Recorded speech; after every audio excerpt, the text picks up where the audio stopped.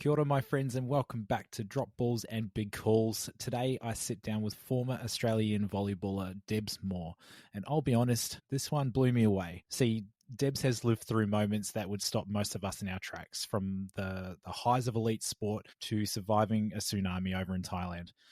But what really struck me wasn't just her resilience. It was her ability to keep moving forward without looking back. She's got this incredible appetite for risk, a mindset of saying yes, even when the fear is screaming no. In this conversation, we unpack how that courage has shaped her life, her career, and her perspective on what really matters. Enjoy. So, Debs, welcome to Drop Balls and Big Calls. Thanks for joining me today. My pleasure. Thanks for having me. Of course.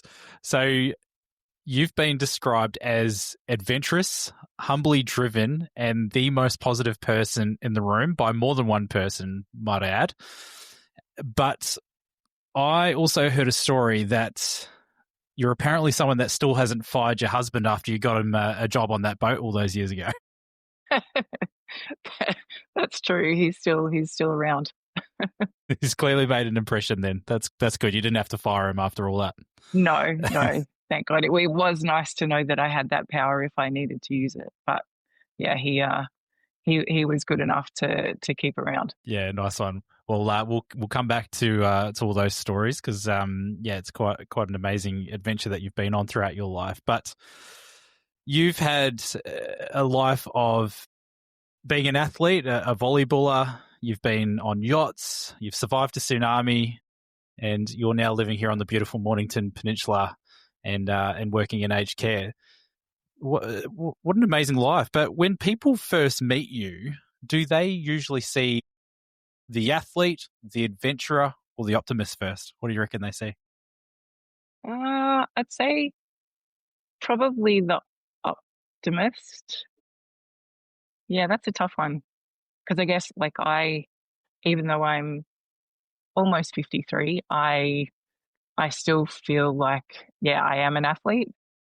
I don't know. I think when people see me, they probably would assume because of my height that, maybe I played some kind of sport. And, but yeah, I'd probably go with the optimism, I reckon. Yeah, amazing. Take us back, Deb. So you discovered, all throughout your childhood, from what I've heard, you had a passion for sport, but there was one that you really gravitated towards, and that was volleyball.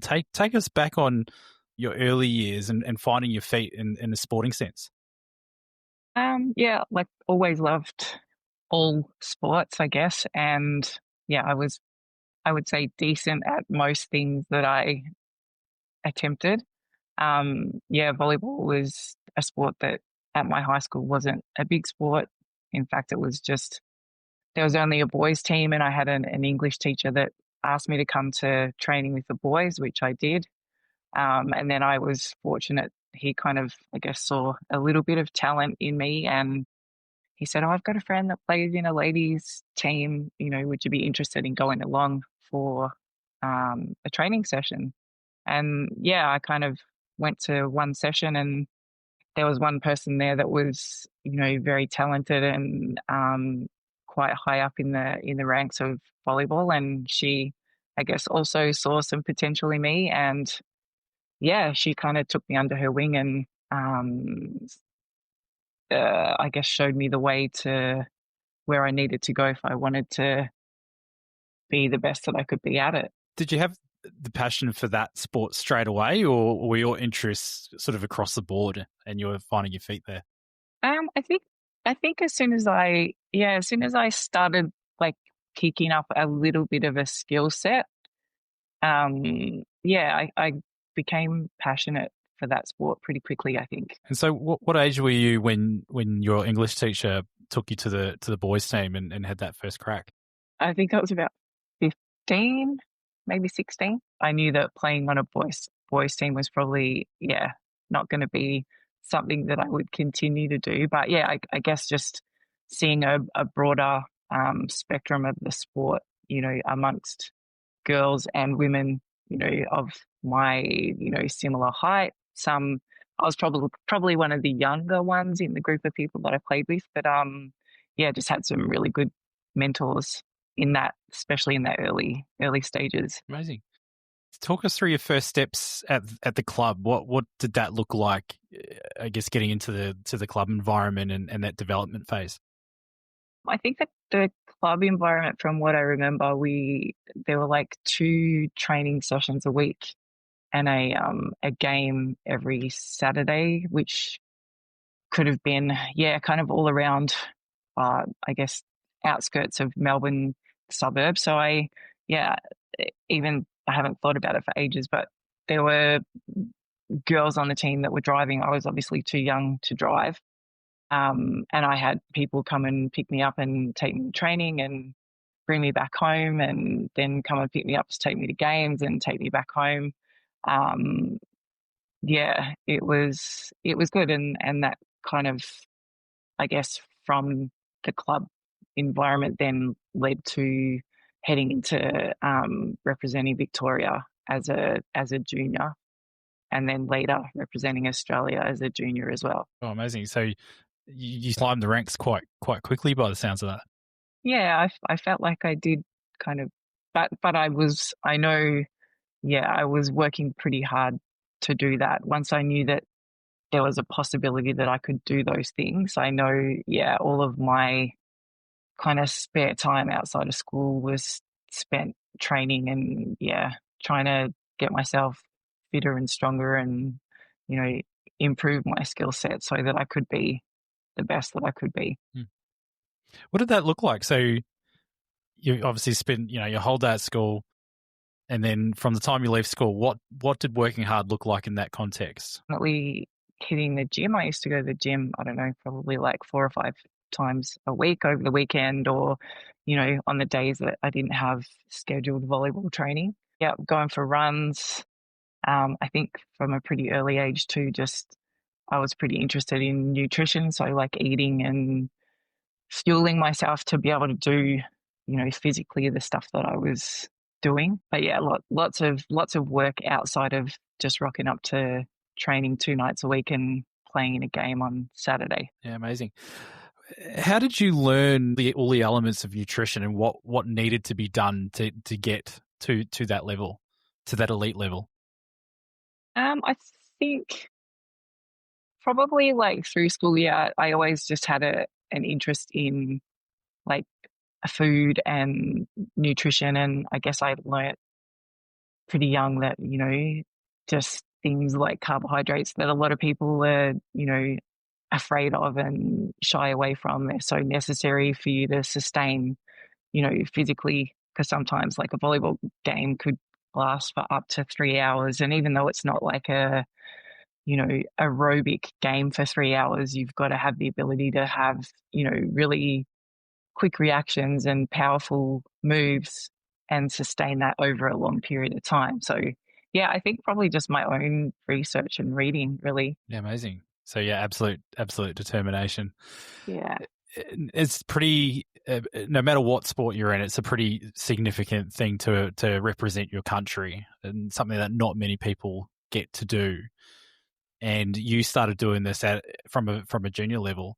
Talk us through your first days going into camp with the Australian team, and talk us through what you remember of those times in terms of how you were feeling, the environment, and the steps leading up to that. Yeah, I think through funding and through like at the kind of junior level, they would like, I think we would go to like the AIS would call in, say, 50 girls and, know that they were going to put a team together for like an Asian qualifying championship. And then over the course of a couple of weeks, they would kind of select, I think they would usually take about 15 girls away, only 6 girls on the court at any one time. So yeah, it was pretty kind of, yeah, cutthroat to be in that top 6. But yeah, I guess from my perspective, it was like, yeah, if I was gonna make it to be selected in that initial 50, it's like, yeah, I wouldn't have been happier with anything other than, being one of the best 6 so that I could be on the court. Um, and yeah, we would get together and I think train for a couple of weeks before we would go overseas and play. And girls from all around Australia would come together and, we would do our best to, I mean, I guess like any team sport, you can have, 6, 12, however many awesome individual athletes, but if you put those 6 people on a team together, it doesn't necessarily mean that, the team's going to be good. The dynamic has to work and, everyone has to know how everyone else plays. So I think that was probably one of the challenging things, not having a huge amount of time to prepare as a team. Hmm. Now, I believe funding played a critical part in you having to eventually relocate to WA at quite a young age. Yeah, I think initially the Australian Volleyball Federation was going to put in X amount of money to fund the program, and then it was, I guess, put up for tender for which state government was willing to put in the most money to have, the all of the women that were on the Australian senior team relocate to the same location so that, that could become a full-time training thing for all of us. And yeah, WA was the state that was willing to put up the most money. So yeah, we all kind of packed up our lives from wherever we lived in Australia and headed over to WA, which wasn't such a bad place to have How to old were go you at to. this point? I think I must have just finished year 12, so that was probably like maybe 18. Yeah, Yeah, I right. think probably 18. Massive decision to head over there on your own at that age, though. Yeah, pretty big, but I guess, because volleyball had become such a huge part of my life, a lot of the girls that were also moving, I guess, were kind of, yeah, like a family in a sense. So I knew I wasn't kind of going solo. I knew that there was going to be, a lot of people there that I was comfortable with and I enjoyed being around and playing volleyball with, obviously. So good, and yeah, like you said, not a bad place to move to. What do you remember of those first few weeks? Um, I guess living out of home for the first time, and I was moved into just like a little unit with one of the other girls on the team. So I think there was kind of excitement about uh, freedom and, not having parents to say, you know, what time are you coming home? Why did you get home so late?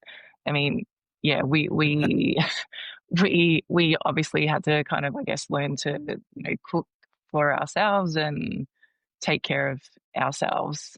Yeah, the memories are a little bit faded, I guess, from that time. Incredible though. That yeah, really yeah, pretty amazing to take early steps out of home at that age and do something incredible like that. Now, were you training sort of like full time at this point, or were you having to work alongside the professional environment? Yeah, it was kind of like the wage that we drew from playing volleyball was, I guess, if you wanted to live on 2 minute noodles, you could probably live off the you know the volleyball funding. So I think at that point, yeah, I knew I needed to get some extra work as well and a job that would fit around training times because we were training every day. So I did like a cert 3 and 4 in fitness, and the gym that we trained at, well, there was a place called the Superdome, I think it was called. So it was like the Western Australian Institute of Sport. So they had, pretty much state of the art facilities, and they had a gym there where we trained, and then they had like a gym, resistance training area, and they actually took me on. So I was kind of able to work, like train and then go to work at the same facility. So it was pretty handy. What was the pressure like being in a high performance environment like that? I think the pressure was definitely a little bit heavier. Um, the girls on the team, there were, I guess, a real mix of ages, but I guess the more senior girls on the team were probably feeling a little bit threatened by the younger ones, and the younger ones were probably, I don't know, in a sense, tiptoeing a little bit because, those older senior women had been in their, positions for a lot of years. Yeah, but it was, yeah, there was certainly more pressure in a full-time situation rather than, getting together and going on a 2-week training camp before we would go on a tour somewhere. What impact did that have on the culture? Like, were there steps taken in the background to try and alleviate some of those frustrations or some of those pressures, or was it just literally walking on eggshells? We actually had a sports psychologist that we all had to, like, it was mandatory for us to work with. So I guess any individual concerns that we had, we would feel comfortable to discuss with them. There were a few of the psychologists, and then yeah, they were pretty good with giving us kind of, strategies that we needed to use, and just, making, I guess, me feel comfortable to just go for it. Yeah, amazing. Now, around this time, you also started getting some interest from the US in terms of scholarship offerings over there. Talk us through when you were first approached, and I guess the mindset you were in at that time.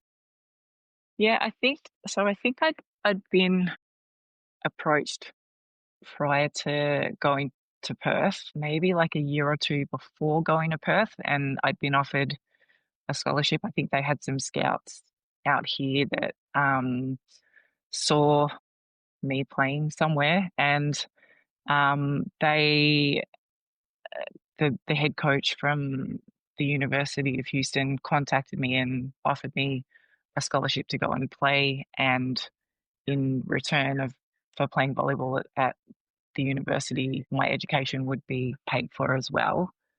Um, and I think for the first couple of years when this was offered to me, yeah, I guess my heart was more with playing for my country, representing Australia. I think that was kind of where I wanted to be.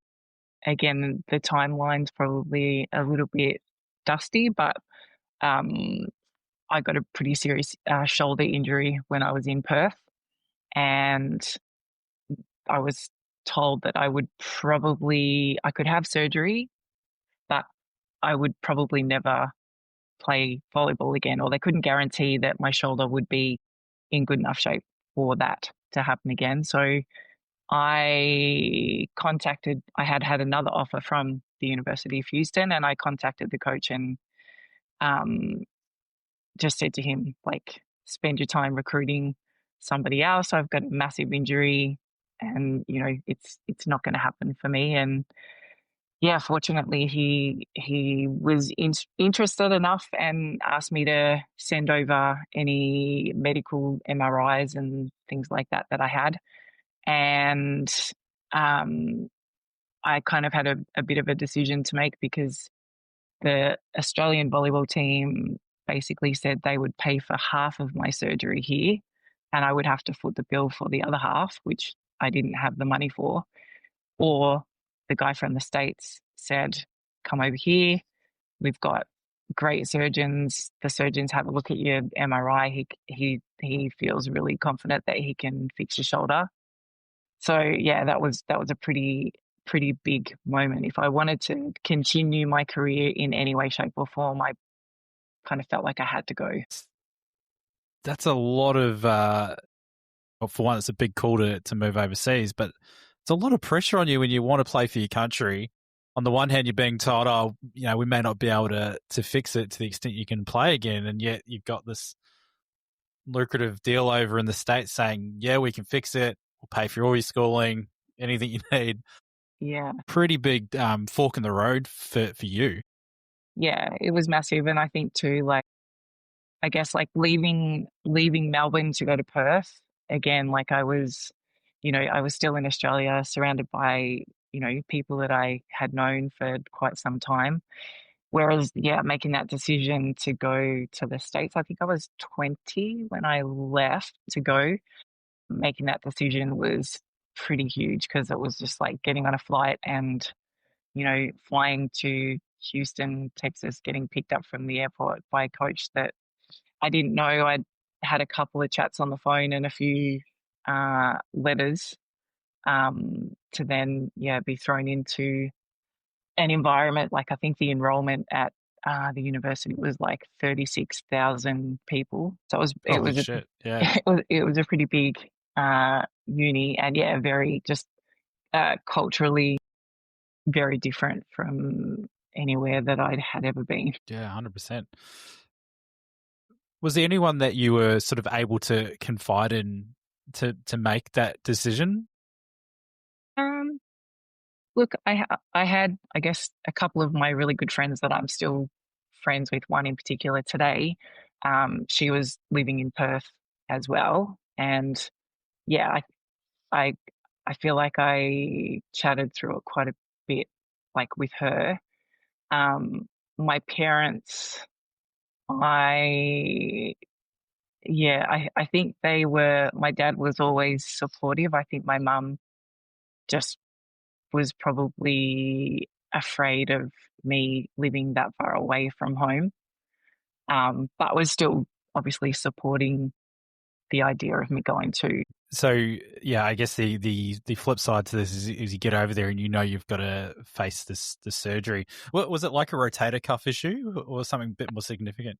Initially, it was like I think I had a bit of an impingement problem, so they did like a smaller, just like an arthroscope in when I was in Perth to see, what this impingement thing was, and it was when they went in then that they kind of decided that, yeah, the shoulder needed to be reconstructed. Like, all of my ligaments and tendons were in pretty bad shape. Hmm. Um, How soon after getting off the plane were you getting that surgery over there? so I think the school year starts in August. So I think I arrived in like August of 94.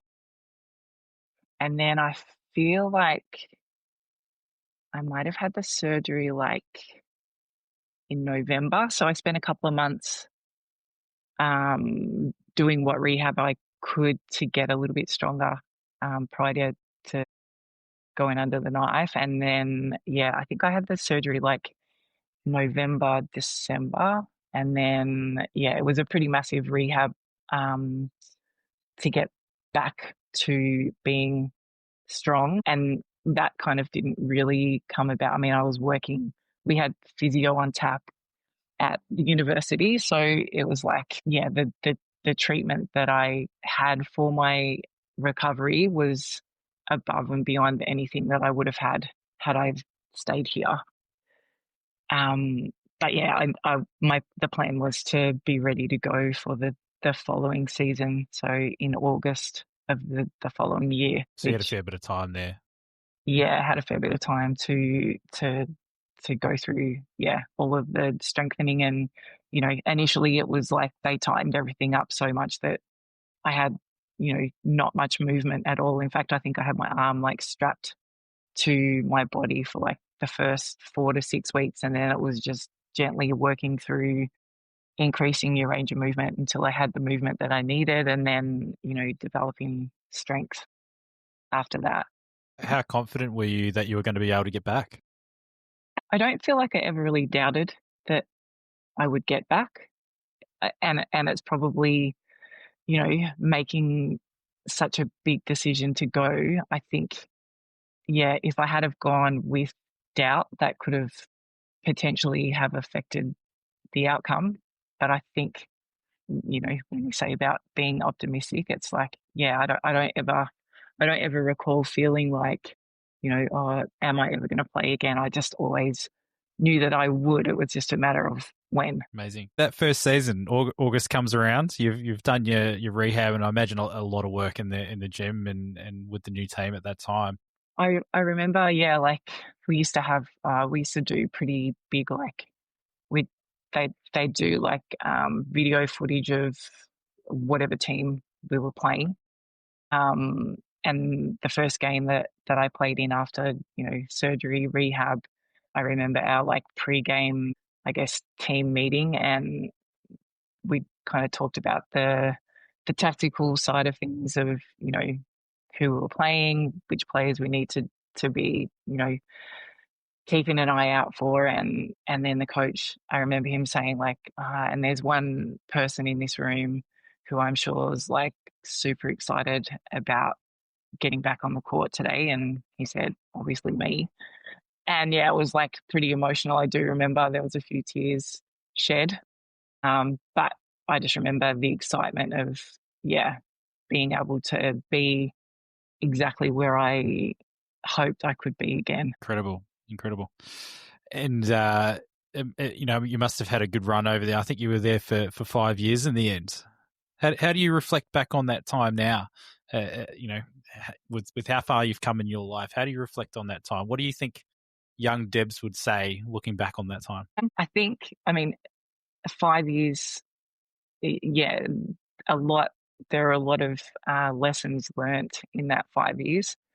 I think discipline is definitely one, because yeah, to kind of balance a pretty heavy study regime, as well as, you know 3 to 4 hours training every day, and then traveling and playing. I think, yeah, the young Debs would probably just say, you know any opportunities that come your way, don't don't have doubt. Give it a go. Give it a shot. You know, if you fail, there's probably another way to go about things. That discipline and that those words of advice, how has that set you up throughout your life following that? How has it showed up in different pieces? I think I'm pretty disciplined in a lot of ways. I'm disciplined with like just kind of structuring my day, from getting up to what I fuel myself with for breakfast, even though I'm not eating to you know fuel myself to be an athlete. I think I still think that food is such an important thing to keep us feeling good and functioning well.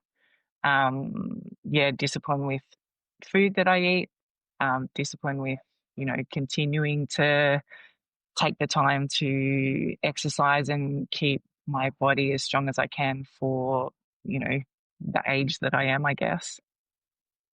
Um, 21. that's it. I wish. Amazing.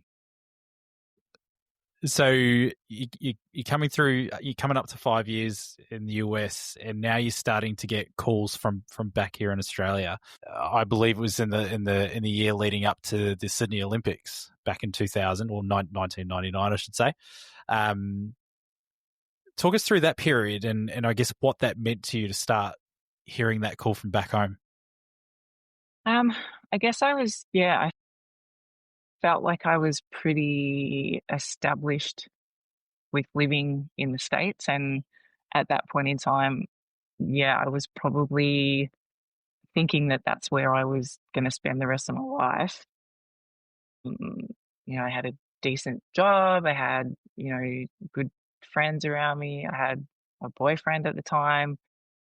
And then, yeah, getting the call to come back home for the Olympics. Yeah, it was, I'd say, almost a little bit bittersweet, because I felt like, yeah, when I left to go to America, I felt like I wasn't 100% supported by like the Australian Volleyball Federation at the time.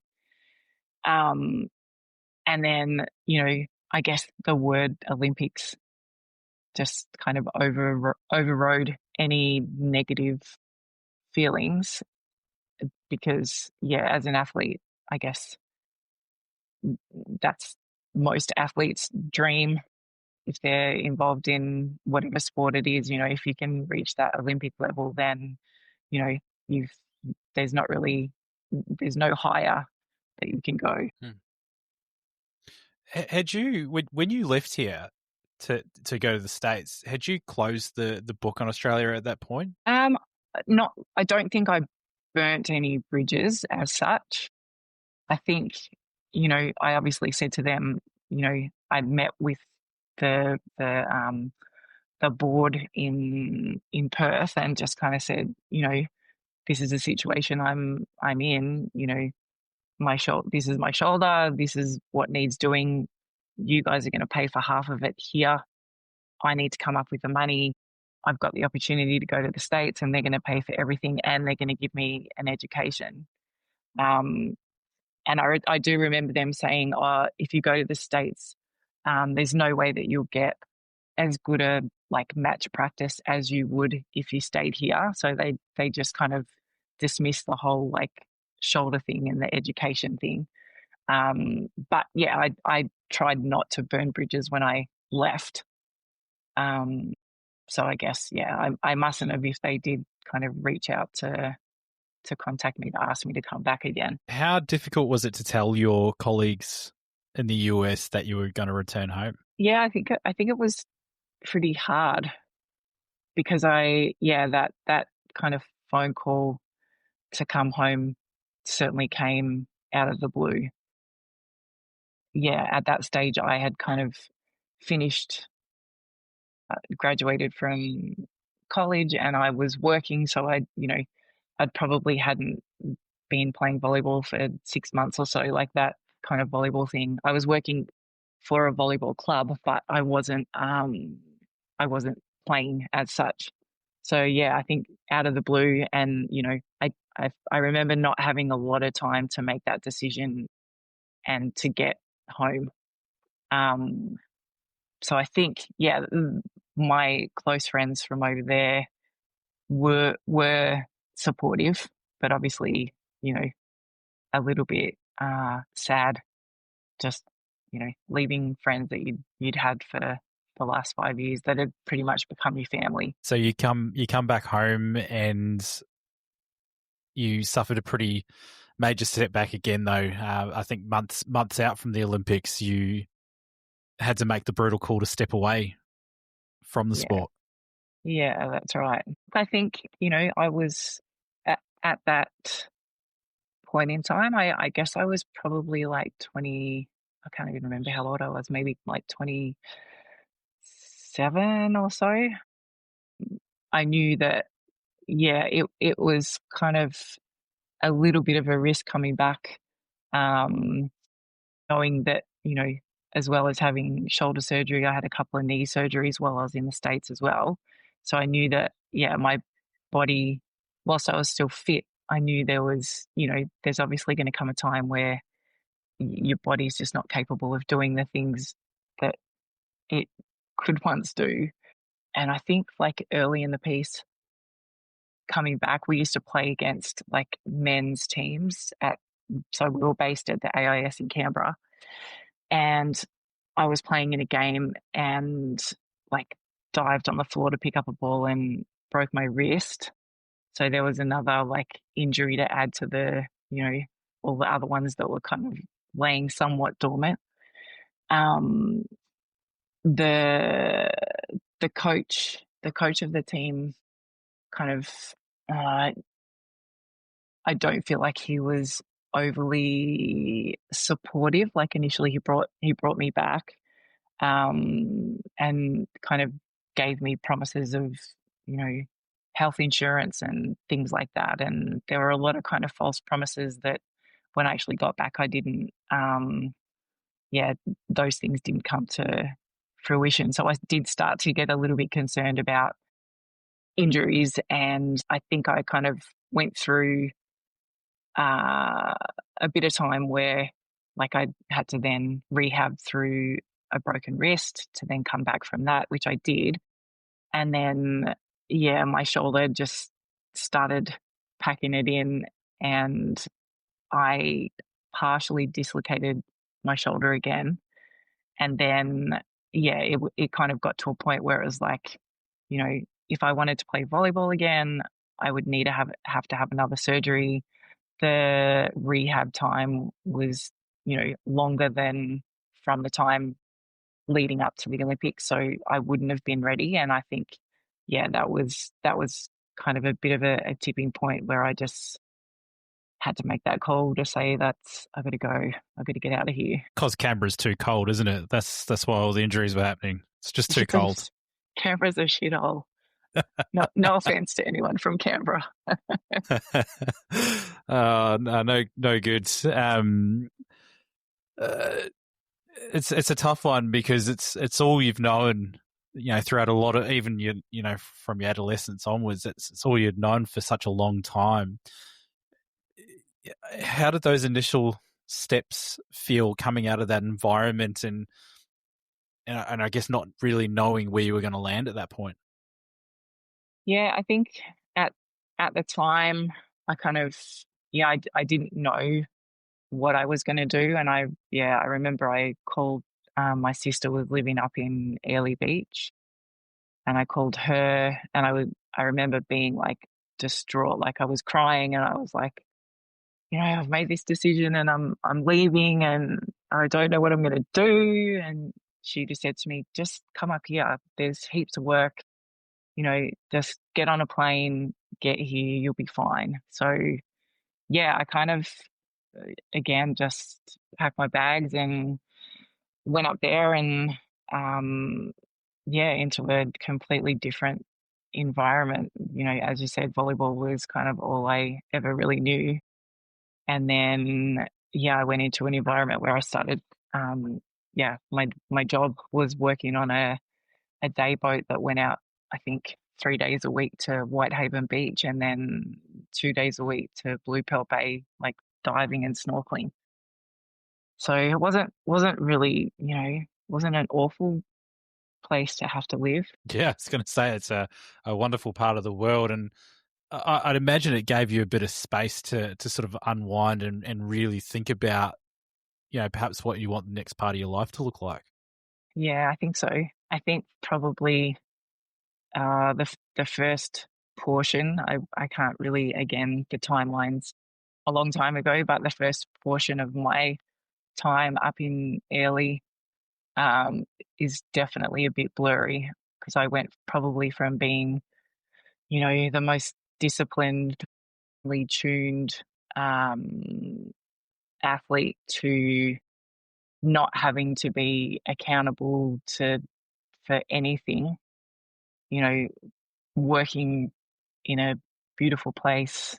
I think they say Airlie Beach, it's either a sailing town with a drinking problem or a drinking town with a sailing problem. So that's pretty accurate. It is. And I certainly had fun. I had a lot of fun times in Airlie, many that I probably can't remember too clearly.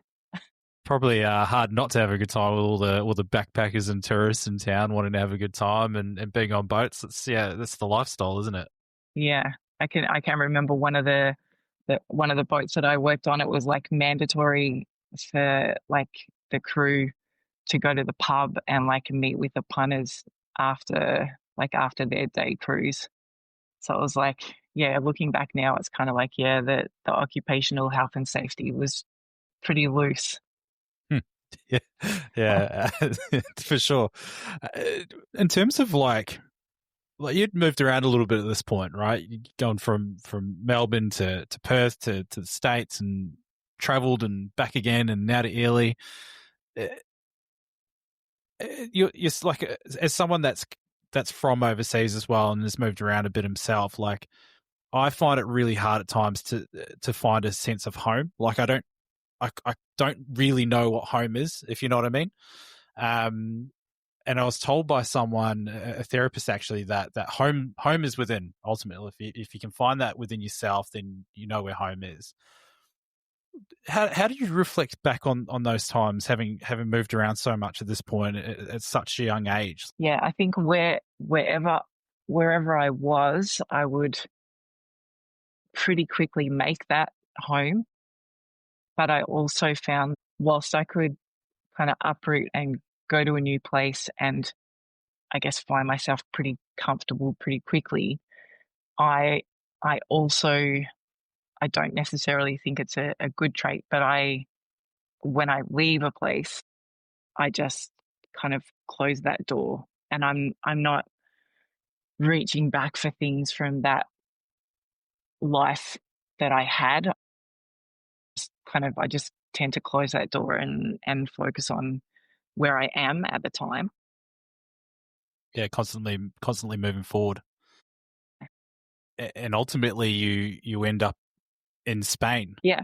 Yeah. Nice one. Phew, got that right. Nice feeling. How did that come about? Just a friend in Airlie.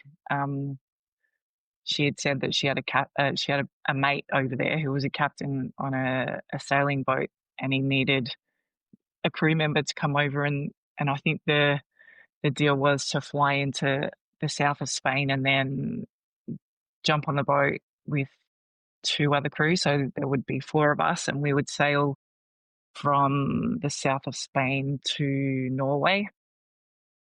And the owners of the boat, they were Norwegian. So then we spent like the summer kind of cruising around the Norwegian and Denmark. I think we were like all the fjords and things up there. And then yeah, they would get off and we sailed the boat back down to Spain. And I think that was kind of like I feel like I did like 6 months on and 6 months back in Early. So yeah, the guy who was the captain, um, I had to get a CV together to.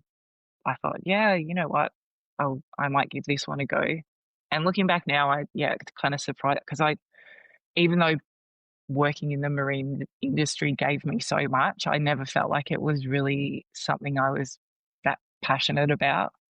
But yeah, I just kind of made up a CV with, the one job that I had been doing up in Airlie, on the day boat up there, and sent it off to Dave, was the captain, and yeah, he just said, "How soon can you get here?" So I think he took a risk in, taking me, because the boat that I worked on in Airlie was a catamaran, and this boat was like a single hull. So yeah, as far as sailing skills go, you don't really need to be overly skilled on a catamaran.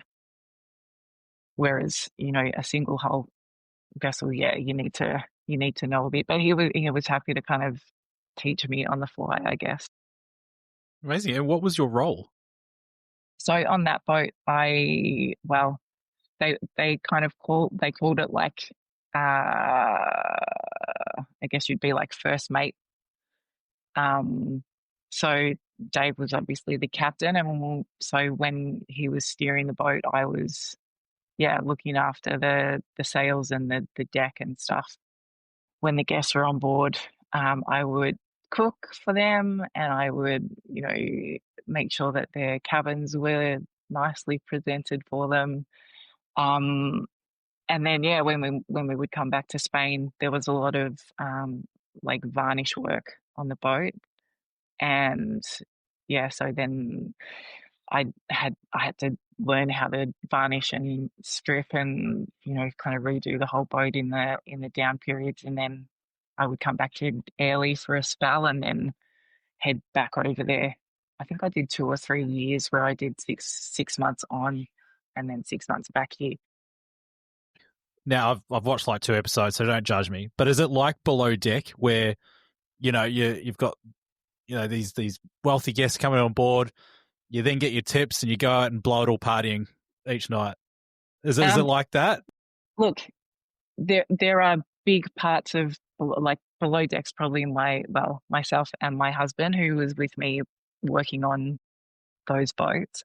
Yeah, it is. There's a lot of it that is very true to life. You're living and working on this big luxurious yacht, yet the crew cabins when you're 6 foot tall, you're lucky if your feet and your head aren't touching the wall when you're in bed. It's yeah.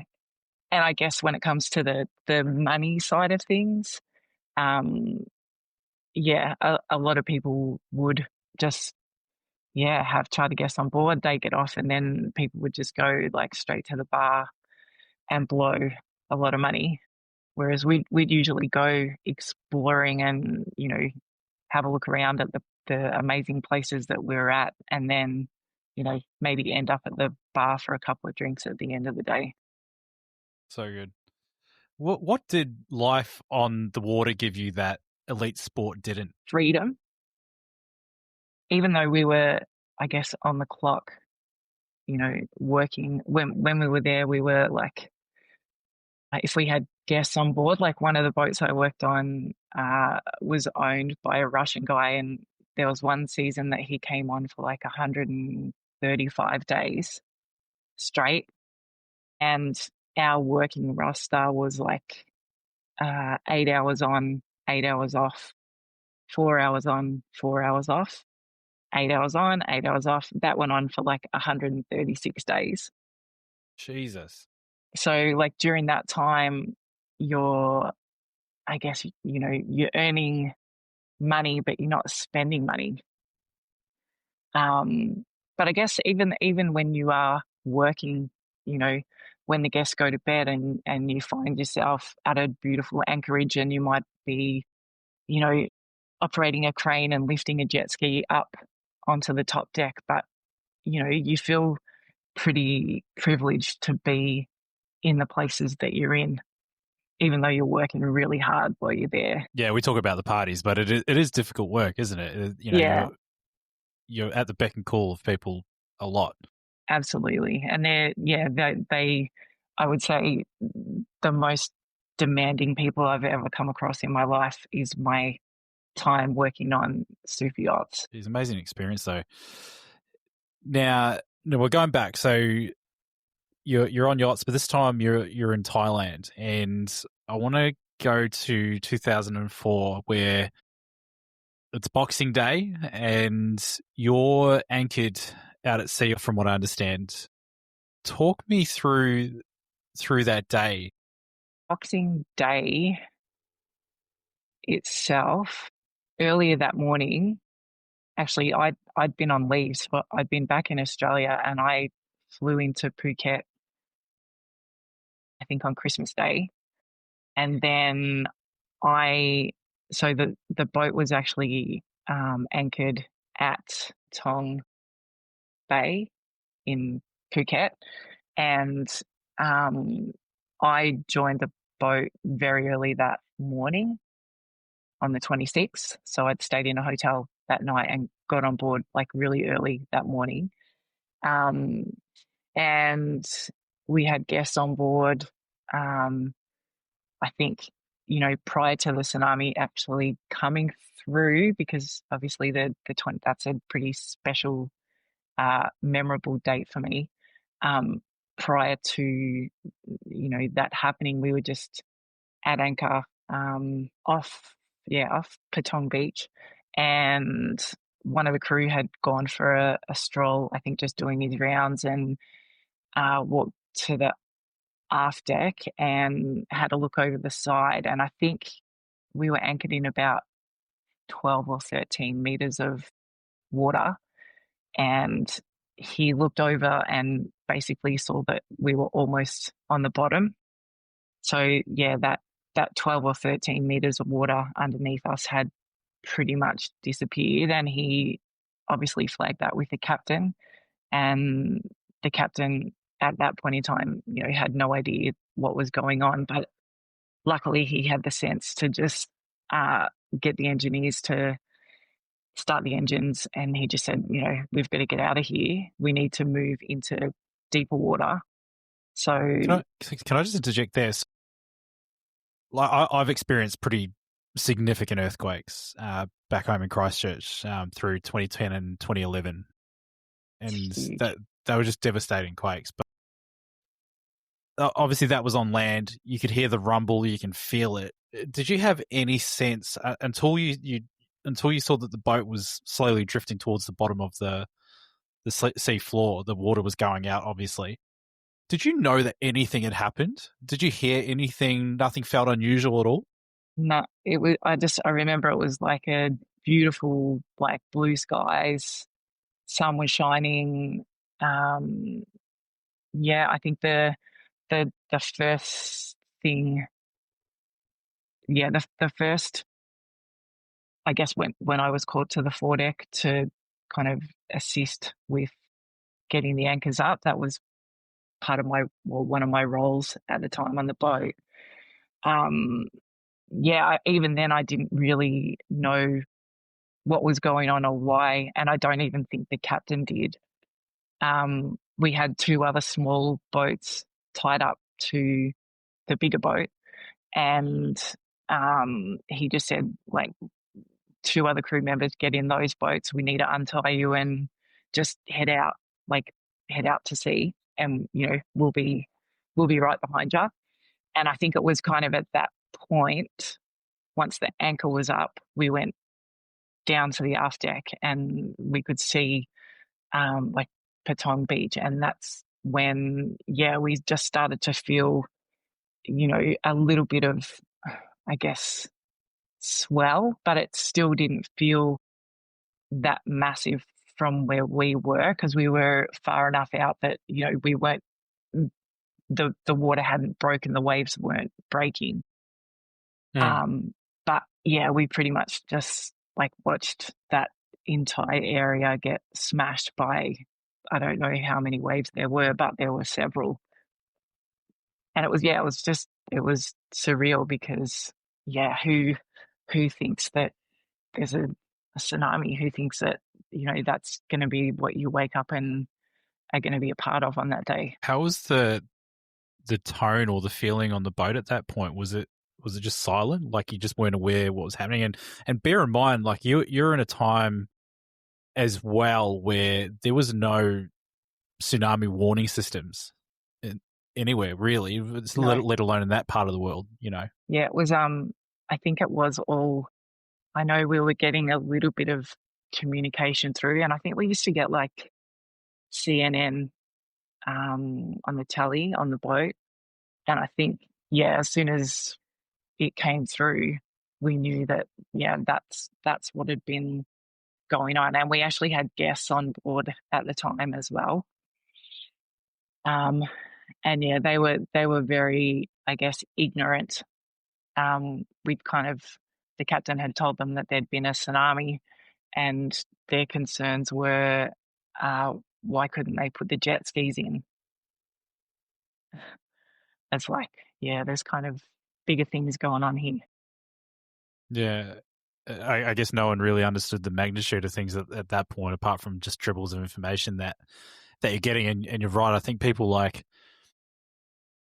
when people probably think of the word tsunami, they probably think of a tidal wave that's breaking, right? Yeah, But it's yeah, it's just a significant wall of water yeah, more than anything, and let alone out at sea. Like you said, you didn't really get that sense of a wave, right? You just probably drifted over a bit of a swell. What did the next steps look like from there? You clearly, there was clearly, a lot of parts of that area that needed help. What did that initial, I guess, conversation on the boat look like on what to do next?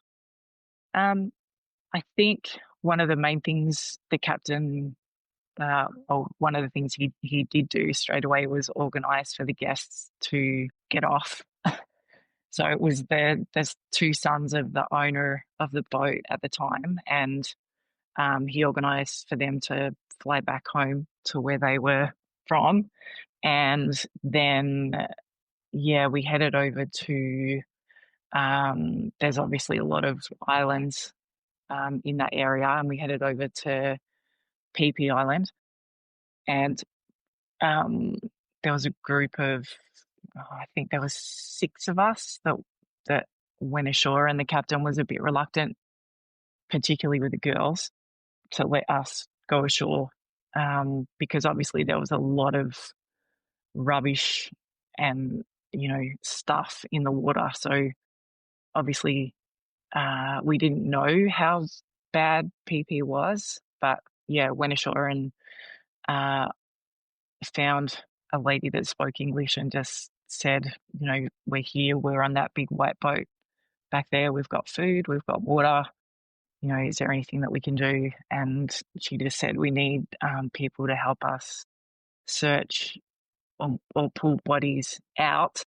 And we were put in teams of 4 and given like a bed sheet. And yeah, they wanted to kind of pull the bodies to higher ground so that they could be identified for their families. And yeah, that's where it became like super confronting because yeah, everywhere we went, there were just people that were, you know, dead, and we were, you know, putting them on the sheet and taking them up, and then going and getting the next one and taking them up to, I think it was like a basketball court that they had or something like that. So yeah, it was a uh, pretty memorable day, that one. Yeah, it's unbelievable, and I can imagine that you just focus on the next job at that point. You're not even really thinking about the impact that this is having on you longer term. At this point, it's just what do I need to do? How do I help?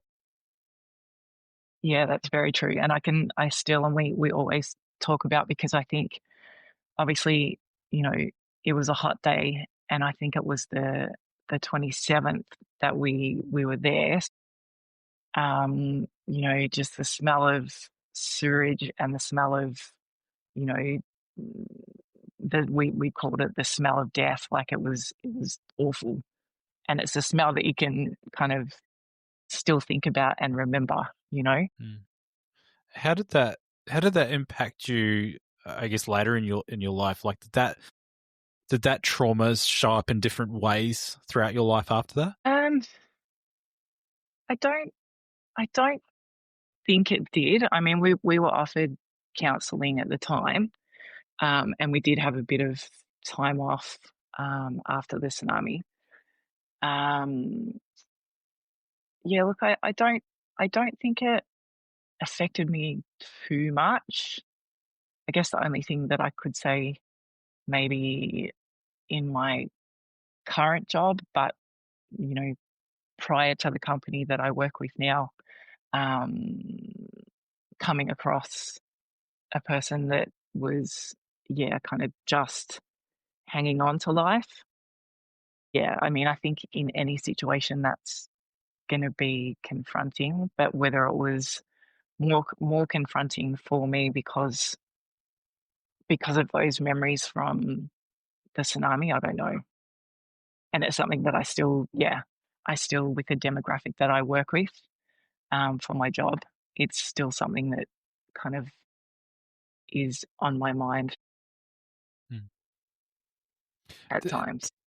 did that experience shift your sense of what really mattered to you at that time? Yeah, I think so. I think it just kind of, you know, made me feel grateful for everything that I had in my life and everything, just being able to wake up and have another day, is something that all of those people don't have the opportunity to do. So I think just, yeah, n- not that I ever felt like I really took things for granted, but yeah, really making sure that I don't do that. Yeah, horrific times. Yeah, it's massive. I just, yeah, I watched a documentary on it not all that long ago on Disney, and just yeah, mind blowing to think something of that scale can happen. And I remember like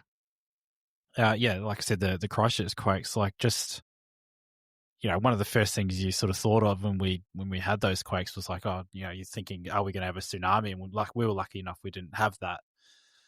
And then 6 months later, we were watching those waves hit Japan in 2011. Again, it just put so much in perspective, of what we'd gone through, but just being so thankful we didn't have to deal with anything like that. But yeah, Mother Nature's so powerful, and it does put a lot into perspective. Yeah. Mm.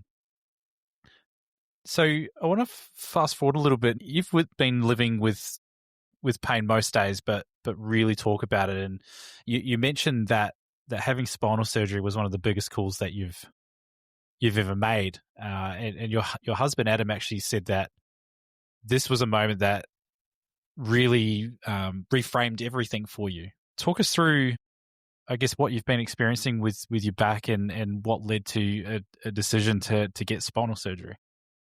Yeah, I guess I had for a couple of years chronic back pain every day. Um, I was still functioning and exercising and I guess trying to find any way that I could, be it, chiropractors, physios, Pilates, injections, initially to try and, yeah, get the pain under control. But yeah, after quite a few years of exploring everything, yeah, it kind of came down to, yeah, two of my discs had completely worn away. And yeah, I think the spinal fusion was really my only real chance to have some improvement, but also a bit of a risk as well. Wow. Was that just sort of due to all the elite sport and the working on the odds? What had sort of caused that degeneration? Yeah, I reckon exactly that. Just, volleyball being a sport where you're jumping, so the amount of impact through your spine, you're diving on the floor, repetitively hundreds of times every day, like when I was training, you know, for a lot of years that way. Um, so yeah, I think a combination of, yeah, just aging and volleyball, and yeah, of course, being on the boats and, lifting heavy stuff, all of those things combined. When Adam says that this is a moment that reframed everything for you, how so? Um, I guess, yeah, I have to I have to be a lot more careful with uh, lifting. That's probably the biggest one. I used to really enjoy surfing, and that's something that I've kind of retired myself from. Um, yeah, just I know that I don't have the amount of movement that I need to do that. Again, initially it was like, yeah, I was a bit sad about that, but then it's like, I'm lucky to have had the years that I did to do those things, and I think, uh, yeah, just learning to modify and restructure everything that I do so that I can do it comfortably and yeah, not have myself back at the pain levels that I had before I had surgery. Mm. What's one thing people don't see about living with that kind of challenge? I think it's just exactly what you said. It's what they don't see, because I think that's probably one of the hardest things with pain. It- you can only describe it, you can't show it. You know, if someone's been stabbed, or if someone's been burnt in a fire, or, it's that visual thing that other people straight away can be like, oh, that must be really painful. But I think, when you've got something like back pain, it's hard for people to understand unless they've had chronic back pain themselves. So yeah, and I don't like to kind of I don't like to really complain about pain. Um, in my current job, I work with a lot of people that are in pain, and sometimes when I work with clients that have back pain, and the demographic that I work with is probably average age of, I don't know, 85. If they might say to me, oh, I have really bad back pain, and you wouldn't understand. That's when I love bringing out. I've got a photo of the. It's like an image of um, the screws and plates that I've got in my spine, and I kind of bring that out and show them and say, actually, I kind of get it. I do understand back pain. So it's kind of a nice way to build rapport with people too. Yeah. What do you think you don't like talking about those things, or voicing the, I guess, levels of pain that you're in, or what you've been through? Do you think that's come through your experience with elite sport, or like what do you think stalled that? I don't want to say resilience. I don't really know how to frame it. Maybe you can. I guess I just don't. I don't feel like what I don't feel like my pain should be something that other people have to give me sympathy for, or um, yeah, I don't know. It's a weird one. So you mentioned resilience for you now is about saying yes to things that scare you. What's a recent yes that's pushed you out of your comfort zone? Oh, yeah. In May, we went back to PP Island, which we have done for the last couple of years. And I think being someone who's always travelled and, it's never been something that I've been, I guess, um, anxious about or, worried about. And I think, like, yeah, when we travel, or when we travel this year, it's kind of like I start to think a little bit like, what if I'm on PP Island and I get sick, or what happens if I do get sick and I've got to go to hospital? Like, how will that pan out on a small island a long way from home? But then it's kind of like, yeah, I think I don't ever want to say no to things, because I think everything that we do in life is a risk, no matter what age we are. We're going to need to take risks to know if we can enjoy and embrace the things that we that come to us. You've always been one from what we've talked about. Like, you've always been one to never shy away from taking a risk. You've done it all through your life and slid you down all these amazing paths. Is there a particular moment that stands out to you that's perhaps a sliding doors moment where perhaps you could have gone another way instead of the direction that you went? Nothing that's really yeah, front of mind. That, I don't know, I guess I kind of feel like, yeah, my path has been mapped out in a sense. And yeah, whilst I've had to make decisions along the way, I don't feel like there's been too many, yeah, like sliding door. No regrets. I'm sure I've got a few of them, but I don't think I'm willing to share those with you. Damn it! I was so close. You No, almost had me. it's no, it is amazing. Like, just your mindset around all this stuff. It's I've certainly taken a lot out of it. It's really cool, and you've clearly got when I spoke to Adam yesterday, like, you've clearly got a husband there that really just clearly thinks the world of you, and I think you really balance each other out really well by the sounds of it. What role has Adam played in your journey over the years, particularly in those areas of resilience and reinvention?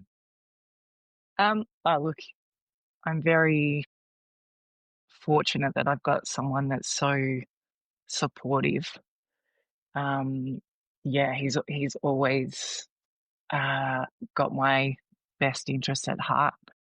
I think he also, if there's things that I come across that I, might doubt my abilities or my capabilities, he'll be the first one to, believe in me, which will, I guess, help me to believe in myself. Yeah, I'm very lucky that we've had the opportunity to work and travel the world together, and have so many awesome experiences. And I still, every day that I go to work, I still look forward to coming home and seeing him every day. So beautiful. I love that. That's so cool. If we zoom right out now, last question. I've taken a lot of your time. If we zoom right out now from your volleyball days to the boats, Thailand, to all the amazing adventures that you've had over the years, and the surgeries as well, the good and the bad. What do you most want people to take from your story, or what truth do you want most people to take from the story? Yeah, don't procrastinate. If opportunities come your way, yeah, go for it. Just don't doubt yourself. Yeah, that's a tricky question, actually. I think you hit it well. Do the things that scare you. Yeah, there you go. No, I've loved this, Debs. Thank you so much. Amazing journey that you've been on, and again, like I said, I've taken a lot from this, and I'm sure a lot of other people will as well. And I think a lot of people that know you well are probably going to get a few surprises out of this as well. Incredible. Thank you so much again. Thanks, Jace. Thanks for listening. Thanks for asking questions, and taking the time to want to get to know my story. Debs Moore on Drop Balls and Big Calls. Thank you so much for listening all the way through this podcast. Again, it means the world to me that you take the time to listen to this podcast when there's so much choice for you out there. I'm really enjoying doing this, and I hope you're getting something out of it too. Remember, you can like, follow, or subscribe wherever you're listening to this podcast, or find us on social media. Just look up Big Calls Pod and you'll find us. You can get in touch with us anytime, bigcallspod@gmail.com. If you've got some great feedback for us, constructive criticism or whatever it may be, guest recommendations, we'd love to hear it. Even sponsorship inquiries. We're small, we are growing, but yeah, we'd love to plug some local businesses out there, whether it's on the Mornington Peninsula or somewhere around Melbourne. Even with my Kiwi friends over in New Zealand. But again, just appreciate you being here more than anything, and thank you so much for listening.